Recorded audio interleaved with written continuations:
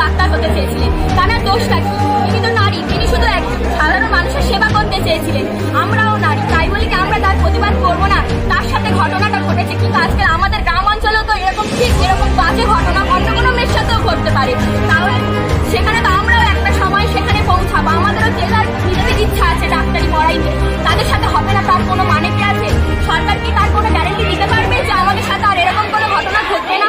একটা নারী 10 লক্ষ টাকা দিয়ে কি করে বিক্রি করতে পারে? নারীর দেহটা কি এতটাই খারাপ?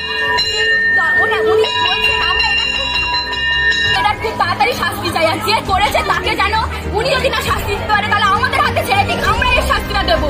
খুব বাজেভাবে নৃশংসভাবে মারা হয়েছে মেয়েটাকে, তাহলে তাকে কেন ছেড়ে দেওয়া হবে? এতদিন হয়ে গেল ঘটনাটা, তাহলে তার কোনো একটা প্রতিবাদও কিছুই হয়নি, কিছু না ধরা হয়েছে না। যারা করেছে তাদের বাড়ির সামনে পুলিশ দাঁড় করিয়ে দিয়েছে, কেন? কিসের জন্য? তার উত্তর কি ওরা দিতে পারবেন? পারবেন না। কেন? আজকে কলকাতায় ঘটনাটা ঘটেছে, তার মানে এই নয় যে আমরা মেয়ে নই, আমরা প্রতিবাদ করবো না।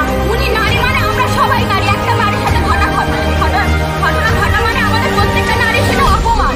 তাই জন্যই আমরা এই জিনিসটা আমরা খুব তাড়াতাড়ি যে এই কাজটা করেছেন তার শাস্তি চাই, আর খুব বাজেভাবে শাস্তি চাই। এরকম ভাবে মারা হয়েছে নৃশংসভাবে, আর এটা খুব বিচ্ছিন্নজনক ঘটনা। তাকেও যেন ওই রকম ভাবে একই শাস্তি দেওয়া যায়, তাকেও যেন ওই একই শাস্তি দেওয়া, সেও যেন এই কষ্টটা উপভোগ করুক যে একটা মেয়েকে এরকম ভাবে কষ্ট দিলে কতটা তার কষ্ট হতে পারে।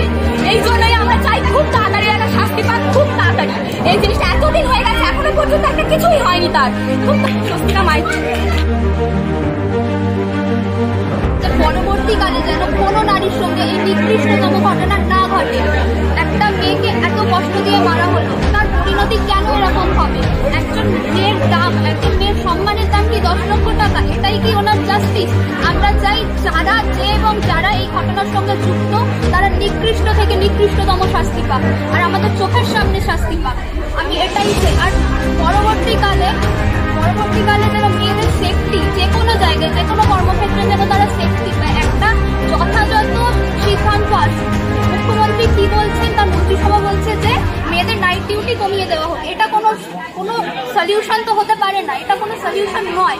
তাই আমরা চাই যে যথাযথ একটা সলিউশন আসুক এবং যারা দোষটা করেছে তারা শাস্তি পাক, নিকৃষ্টতম শাস্তি পাক। এটাই আমাদের দাবি। আমরা শুধু জাস্টিস চাই, আর কিছু না। আমার নাম প্রতিজ্ঞা পরিহারী, আমি নিশ্চিন্তপুর আরটি হাই স্কুলে।